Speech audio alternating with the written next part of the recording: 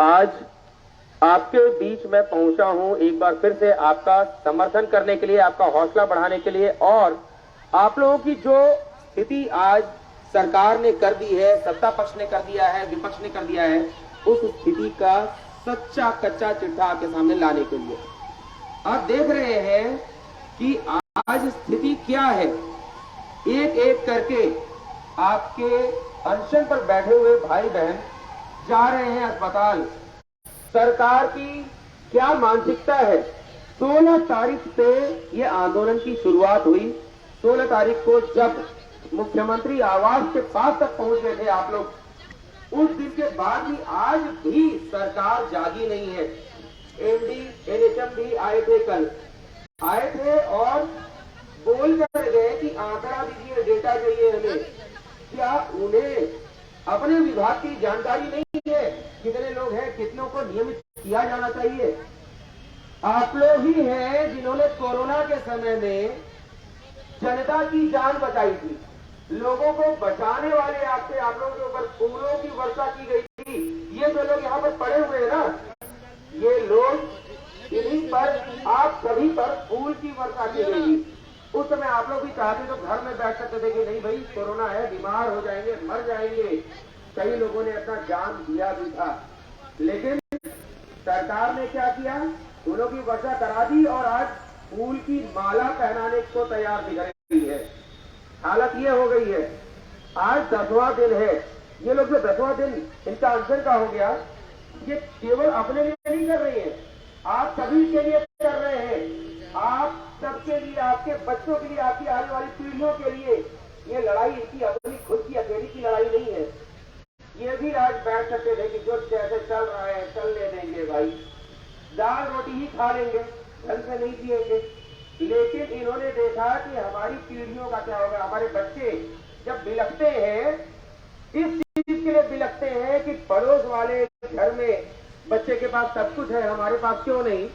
14,000 15,000 मिलता है, माँ बोलती है, बाप बोलता है बेटा समय सुधर जाएगा तो हम लोग करेंगे। लेकिन कब सुधरेगा? आज इतने दिन का अनशन हो गया, सरकार तो जागी नहीं। कब जागेगी? क्या सरकार इंतजार कर रही है हालत और बिगड़ने की? इन चीजों को समझते हुए आज के दिन नियमित चिकित्सा कर्मी भी हड़ताल पर हैं समर्थन में। चिकित्सा व्यवस्था ध्वस्त हो रही है, बिगड़ रही है राज्य में, लेकिन सरकार को फर्क नहीं पड़ता। पता है क्यों फर्क नहीं पड़ता? आप लोग जानते हैं क्यों नहीं पड़ता? क्योंकि ये सरकार और विपक्ष में बैठे हुए नेता जो है ना, वो जनता के नहीं है। इनको बीमारी होती है। हेमंत सोरेन जी मुख्यमंत्री हैं, अगर वो बीमार हो जाएं तो कहां जाएंगे? सरकारी अस्पताल में अगर गए तो उनके लिए खास सुविधा होगी, लेकिन ऐसा चांस बहुत कम होता है। प्राइवेट हॉस्पिटल में जाएंगे। कोई नेता बीमार होता है सरकारी हॉस्पिटल में, कितने लोग जाते हैं? सब प्राइवेट में जाते हैं। प्राइवेट अस्पतालों का पैसा बढ़ाते हैं और सरकारी को गिराते हैं, क्योंकि सरकारी अस्पताल से इन्हें कोई मतलब नहीं है। सरकारी अस्पताल में कौन जाता है? आपके जैसे, हमारे जैसे लोग, गरीब जनता जाती है सरकारी अस्पताल में। जो गरीब है, जो प्राइवेट हॉस्पिटल का खर्च नहीं दे सकते, वो जाते हैं सरकारी अस्पताल में। और सरकारी अस्पताल में काम कौन कर रहा है? आप लोग कर रहे हैं। आप लोग सरकारी अस्पताल को जिंदा रखने का काम किए हुए हैं। लेकिन आज सरकार ने आप लोग के साथ ही सरकारी व्यवस्था को भी ध्वस्त करने का काम किया है। उनको बीमारी होगी तो प्राइवेट हॉस्पिटल, आप लोग का होगा तो क्या? आप लोग कहां जाएंगे? आज वही स्थिति दिख रही है। सरकारी अस्पताल में जो सेवा दे रहे थे, वो आज खुद अपने स्वास्थ्य के लिए पड़े हुए हैं। हालत खराब हो रही है। ऐसे में आप लोगों को इनका हौसला बढ़ाना है। आप लोग अगर टूट गए तो सब बिखर जाएगा, अब ये ध्यान रखना है। और देखिए, एक और बहन की हालत खराब हो गई है, एम्बुलेंस आ गई है और इन्हें उठा कर ले जाया जा रहा है। आखिर क्या कारण है? इन्हीं का साथ ही उठा रहे हैं सरकार। इनको उठाया जा रहा है। इन्हीं के साथ में जो लोग हैं, आप लोग जैसे लोग, इनको उठाकर अस्पताल भेज रहे हैं। कारण क्या है? सोती हुई सरकार, सोता हुआ विपक्ष। विपक्ष का काम था विपक्ष का काम था सरकार को जगाकर अनशन तुड़वाने के पहल करवाना। लेकिन आज ये देखिए 10वें दिन, इतने दिनों तक पूरी ताकत से लड़ती रही, मुस्कुराकर सबका अभिवादन करती रही, और आज इन्हें अस्पताल भेजा जा रहा है। क्या आप लोग इनका साथ देंगे, हाँ या ना? क्या आप लोग सरकार को जगाने का काम करेंगे? अपने जो साथी आज बीमार पड़ रहे हैं उन लोगों के साथ रहने के लिए आप लोगों को एकजुट रहना होगा। और इतना जान लीजिए, ये जो एक एक आंसू निकल रहा है ना, इस बहन को मैंने देखा, इसकी आंख से कतरा कतरा करके आंसू बह रहा था, आंख नहीं खुल रहे थे, आंसू बह रहा है इसकी आंखों से। वहां पर जो आपके पुरुष साथी हैं, पुरुष है इसलिए मजबूर है, मजबूत बनना पड़ता है, लेकिन अंदर क्या हालत हो रही है। एक दिन आदमी अगर भूखा रहता है, आप लोग उपवास करते होंगे, आप में से कई लोग होंगे, व्रत आता है, त्योहार आता है, उपवास करते होंगे, एक दिन निराजली व्रत करने के बाद अगले दिन क्या हालत होती है। यहाँ तो 10 दिन बीत गए, 10 दिन में पेट में न अन्न गया न पानी, अंदर कितनी चीजें नुकसान हो रही होंगी। शरीर, हमारा जो ऑर्गन सिस्टम है, सेल से बनता है, टिश्यू से बनता है, ऑर्गन से बनता है ऑर्गन सिस्टम, और ऑर्गन सिस्टम से हमारा बॉडी। एक एक सेल नष्ट हो रहा है, कोशिकाएं नष्ट हो रही हैं, कितनी पीड़ा हो रही होगी अंदर में। क्या ये पीड़ा केवल आप देखेंगे, हम लोग देखेंगे, या सरकार को भी देखना चाहिए? सरकार और विपक्ष दोनों आज केवल नेता आते हैं, बड़े प्यार से आते हैं, भाई आप लोग अनशन तोड़ दीजिए, तोड़ दीजिए। किस लिए तोड़ दें? आप लोगों को हमारी पीड़ा नहीं दिख रही है, हमारी मांगे नहीं दिख रही हैं, हमारे बच्चों का रोना बिलखना नहीं दिख रहा है।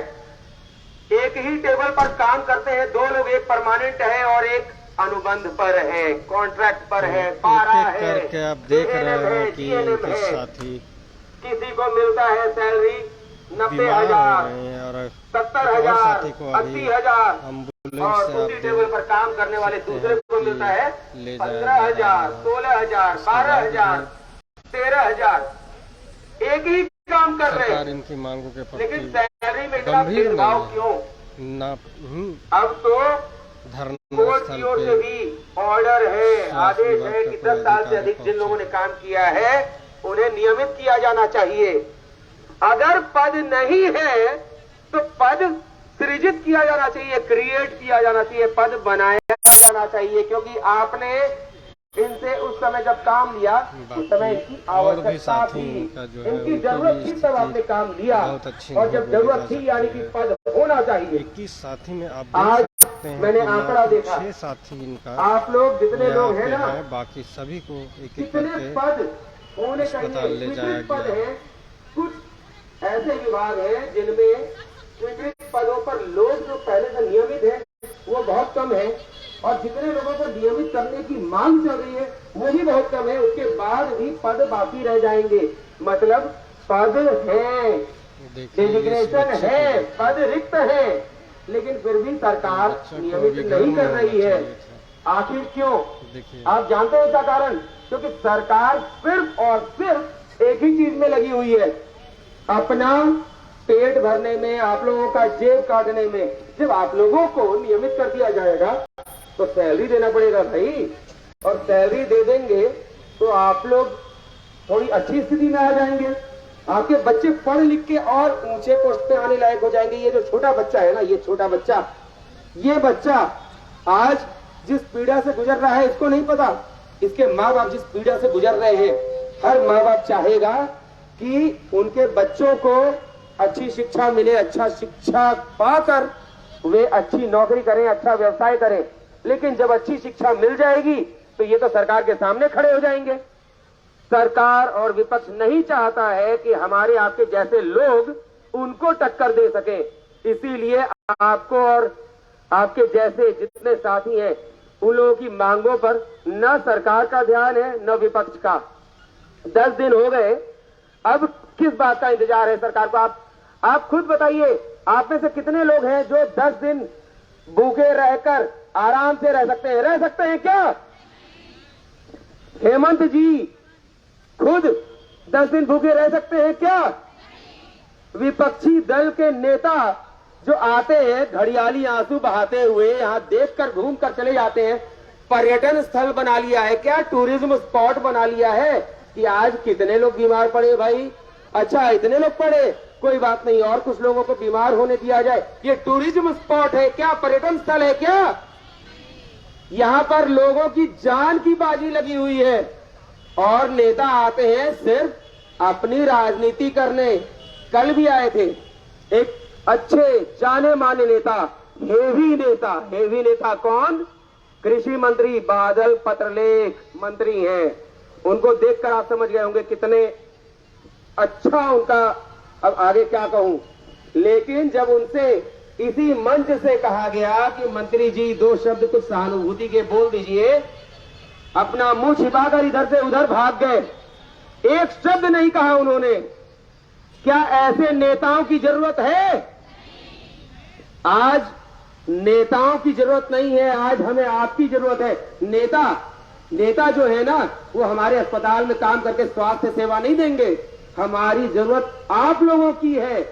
आप लोग रहेंगे तो राज्य रहेगा, जनता रहेगी, जनता स्वस्थ रहेगी। लेकिन आज आप ही लोगों को मारने पर तुली है सरकार, आप ही लोगों को मारने पर तुला है विपक्ष। इसलिए आप सभी से मैं भी यही आग्रह करूंगा, एक पत्रकार ही नहीं, एक जनसेवक ही नहीं, बल्कि स्वाभिमान पार्टी की ओर से भी मैं ये आग्रह करूंगा कि आप लोग हैं तब इनका हौसला है। आप लोगों की ताकत सरकार को, विपक्ष को झुका सकती है, मांगों को मनवा सकती है। आग्रह यही है मेरा भी, एकजुट होकर जितना अधिक से अधिक हो सके सरकार पर दबाव डालने का कोशिश कीजिए। नेताओं को दिखा दीजिए कि अगर आपकी मांगे नहीं मानी गई तो कल को आप वोट मांगने आप हमारे ही दरवाजे पर आइएगा ना, हमारा ही पैर छूना है ना आपको। उस दिन आपके हाथ का ये जो उंगली है ना, इस उंगली की ताकत आपको दिखानी है, बता देना है, उसी को साथ दीजिए जो आपका साथ दे। जो आज यहाँ पर्यटन के लिए, राजनीति चमकाने के लिए जो लोग आ रहे हैं ना, उनको दिखा दीजिए कि नहीं भाई, हमारे बीच में ऐसे लोग हैं, नहीं होगा कुछ। अगर हमें कोई ढंग का नेता नहीं मिला तो नोटा मार देंगे, लेकिन जो आज हमारा साथ नहीं दे रहा है उसको तो हम नहीं चुनेंगे।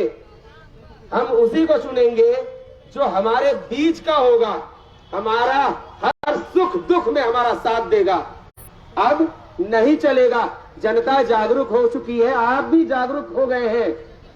3 साल हो गए, 3 महीने की बात कही थी हेमंत सोरेन जी ने ना, 3 महीने में अनुबंध से हटा दिया जाएगा, नियमित कर दिया जाएगा। 3 साल पार हो गए, 1.5 पौने 2 साल बचे हैं सरकार को। इस 1.5 पौने 2 साल में कितना परिवर्तन हो जाएगा? मान लीजिए अनुबंध हटाकर नियमित करने का वादा भी कर दिया, तो क्या ये आपका आज का समस्या जो है भविष्य में हमेशा की समस्या खत्म हो जाएगी क्या?